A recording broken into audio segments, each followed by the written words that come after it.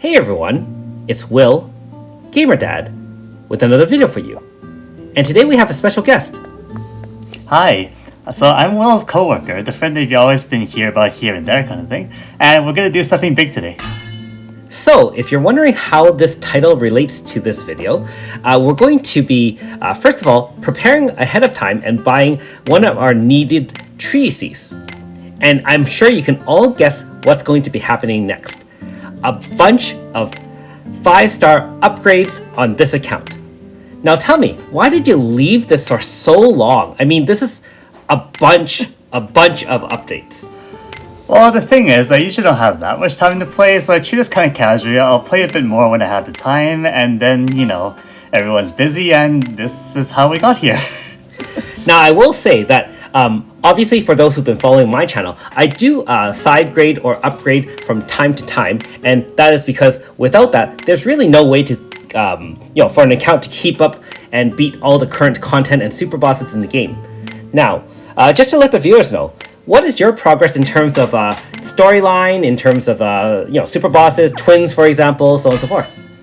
Well, when it comes to that, I make sure to do my daily logins and keys and those kind of things. And then what I like to do is I really like to enjoy the game. So I do want to make sure I have enough time to set aside to really play the game. So far I'm pretty good when it comes to the main story. So I finished the Mythos, I finished the Goddess of Time, and we're grinding like the Underworld dungeon.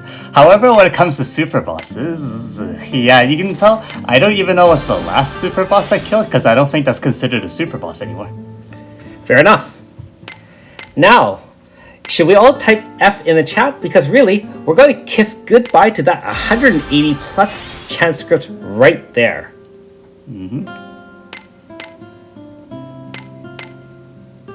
All right.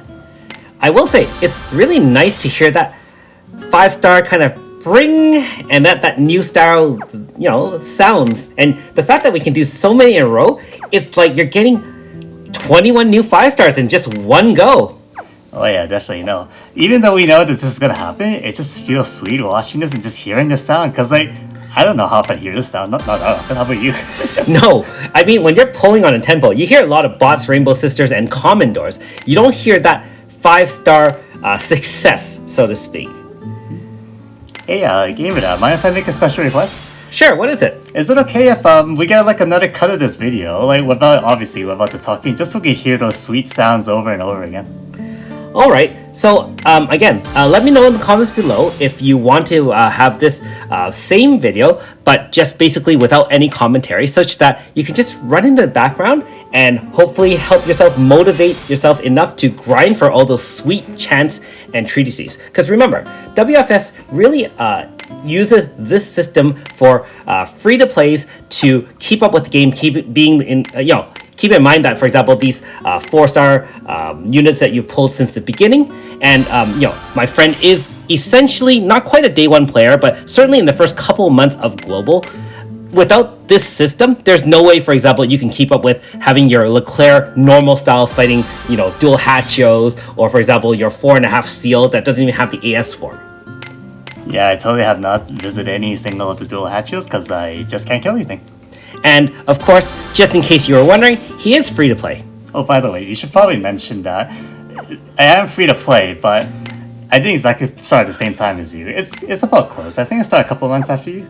Yeah, and one of the funny things I will say about this particular account is while I was playing global up to chapter 26, and back in the day there wasn't anything to do after chapter 26 until I think Other Lands dropped soon after. My friend here, he actually stayed in chapter 2 where Alzion was, and just to unlock the the ability to summon on the dreams. And I think he started walking around and continuing the game after chapter 2 when he had a full team of 6 5-stars. Bear in mind, in the very beginning of the game, there were really only the OG 6, and then soon after, Annabelle, Leclerc. I mean, I think there's like less than 10 5-stars, and he walked out with a whole team of 6, which is really ridiculous, all things considered. Yeah, I thought the game was a lot scarier than I usually thought, because I don't know if I gacha games, but it's a pretty sweet game. Yep, and both of us are still here, essentially on the eve of our 3rd anniversary for Global. Now, I mean, we all have seen the latest Chosen One's banner. I'm a little bit disappointed, but I'm really hoping that Christmas is a little bit of a celebration for both us and potentially for Japan. And once we roll into our third year in global, I really hope for some uprated third year anniversary banners, pick up some of those units we are all missing, and of course celebrating the uprated 5% chance instead of the standard 3.6% chance for the 5-star. I will say I'm not actually sure what I should be looking forward to, because I'm using a lot of chance now, but I still got some stones. So give me that. What do you think I should pull on? Good question. At this point, I believe my friend and I both have almost all the units, being that after Pitka, there's really only Daisy as a completely new unit. Even Dunerith we both have, for example, and it really is a matter of fact whether or not we want to go for Daisy or hold back, since even the Ultra forms we can eventually grind in global. Well, you know me, I have a keen interest in speculation, so I think I'll probably hold back a bit of money, because, I'm one of the people that when it comes to summoning, there's only certain people I really like, and, if I like someone, I really want to be able to, take a wheelbarrow full of stones and go hard and just go for it kind of thing. So, I think at this point I'll probably just wait and just see, if there's anything that interests me down the road, but I don't really know what might come up in the future. I will say, disclaimer, my friend's extremely cheap. I summon way more often than he does, and if you're wondering why he has, a similar amount of stones to myself, it's only he had some pretty bad luck this year. This is the guy who spent 14k on Radius, got nothing. Spent 15k on Nikoko, did get the 4.5.